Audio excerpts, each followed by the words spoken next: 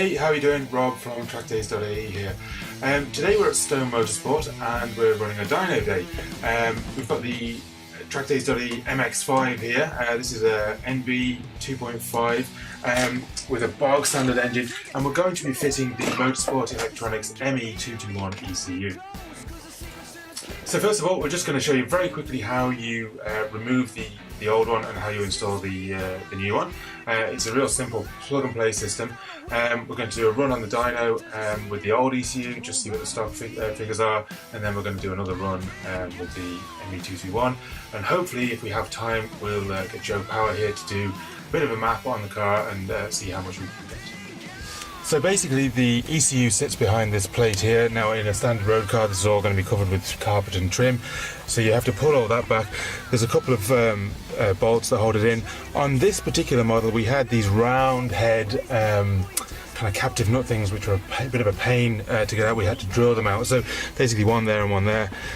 But once you have all them out, this cover just pops out, and the bolts that hold in the cover also hold in the actual ECU frame as well. So before you disconnect the ECU, it's probably a good idea to remove the negative terminal off the battery as well, just so you don't get any power surges or anything. But then once you do that, it's just simply a case of unclipping the plugs here and pulling out the wiring harness.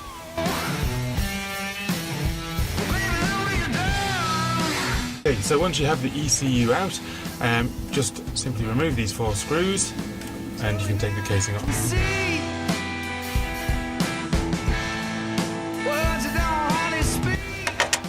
Okay, so that's the back cover off, and then on the inside just one more screw there to remove.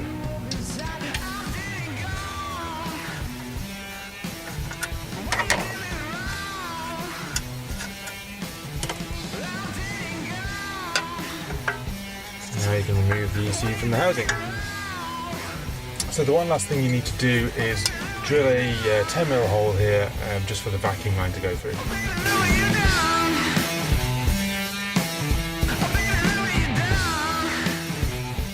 So we've run the car up on the dyno with the standard ECU and we made 128.6. Now we've got the new ME221 installed. And we're going to run it up again a couple of times. Joe's going to do a bit of tweaking and see where we get to. It's probably going to be pretty much the same as standard, but what it does do is give us a base that we can map and adjust in future.